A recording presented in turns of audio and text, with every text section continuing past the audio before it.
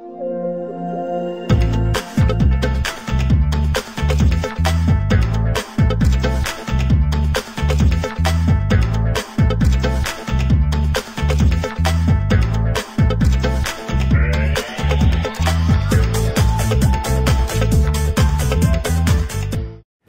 you're with Peter Carr and Scott Stewart on LTV's The Research Channel. So, Scott, biggest news this week, apart from the release of iPhone 4S, was the passing of Steve Jobs, Apple's CEO. So, you know, at 56 years old, is that too young, Poppy? I mean, it's obviously, it is obviously very young.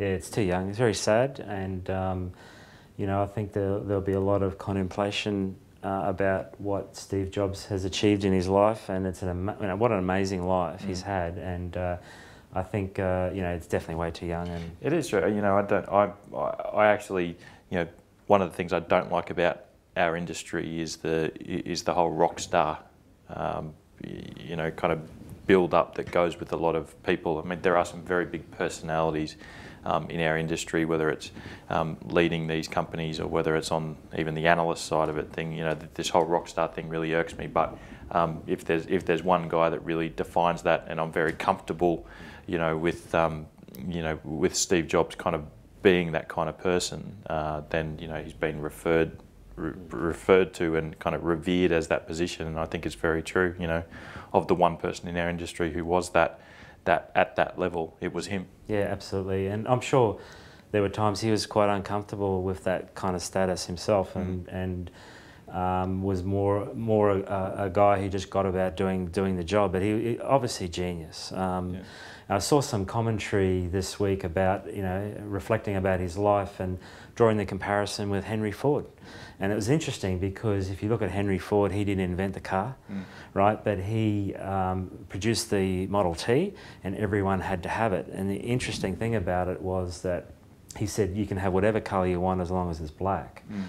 And Steve Jobs did something very similar. He didn't invent the PC, he didn't invent the tablet, he didn't invent the media player, but he developed that company to produce those products equally to everybody else. Yeah. But when they did, they end up owning the market. Yeah, and I think the interesting thing is not, you know, people are already talking about what's going to happen to Apple, you know, and Apple's going to obviously fall back a few steps. Look, I just don't go for that. You know, I think, you know, Steve Jobs really bought this this perception of what's possible. So for me, it's not the fact that Apple might take a few backwards steps. It's really about what was left unachieved by having his life cut so short. So, you know, the things we won't see because Steve Jobs is no longer with us. But having said that, in terms of Apple and the next few years, I mean, the question is really going to be about what's been left in Steve Jobs' locker, you know, and you can bet there's going to be a lot, because we know, you know, we don't just click our fingers and technology comes out the door. So that whole what's possible is a wonderful legacy for him. Yeah. I think the element that Steve Jobs has left is the legacy, if you like, of the culture of the thinking that we don't just produce a product, we produce almost an art. So in other words, there's a linking of technology and art in the design of the cases and the way the interaction, the way the users interact with the device.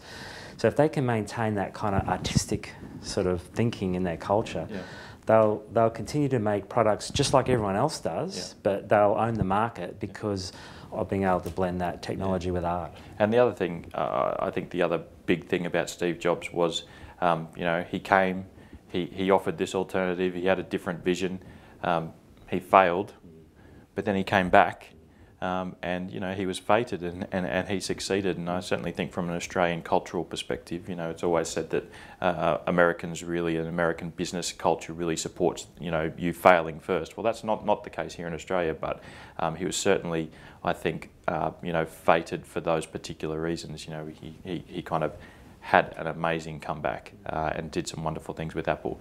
But, you know, from a very practical sense, you know, if the one legacy he's left us with in this amazing inflection point in our industry is, you could say that he really is the father of this current bring your own IT revolution and the mobility revolution. Because, you know, even going back a few years, who would be inspired to bring their own Dell or to buy their own Dell or their own Acer or their own HP laptop. You know, people just weren't actually inspired to do that because there was no reason to. And so the fact that this technology emerged out of Apple, where people were looking at these alternative forms of technology to what they were getting in the enterprise, and then, you know, bringing them to work, and then that that kind of has ushered in you know, the cusp of this an amazing inflection and change that we're seeing in business today. So, you know, his legacy will live with us for many, many years to come. And as I said, the exciting thing is what's left in his locker. And I really do think we'll see some surprises.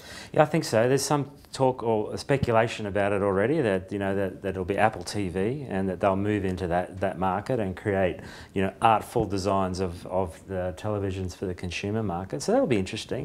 But I think what's really amazing about his approach, his marketing, his branding is that people don't talk about tablet, they talk about iPad, you know. And it's sort of like the Xerox days, you know, when people would say, oh, I'll make a Xerox of that, you know, and what they were saying is I want to photocopy it. Yep.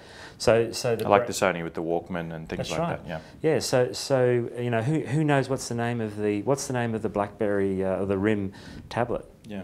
I mean, people probably don't even know. And look, to be fair, while Steve Jobs and Apple, you know, we're saying they have really allowed this BYOT revolution and the mobile revolution. You know, in all fairness, BlackBerry, you know, made us all want email on our mobile devices. But the fact is, you know, what a difference a few years can make, right? And so that's what we're saying. That Apple legacy is going to take us forward. So, all right, I guess that wraps it up. Yeah. You know, the only probably thing left to say is, you know, we'd like to, you know, join everyone in the industry and I guess globally. I mean, this is a guy who's really changed and affected the world, and say that Steve Jobs will be sorely missed.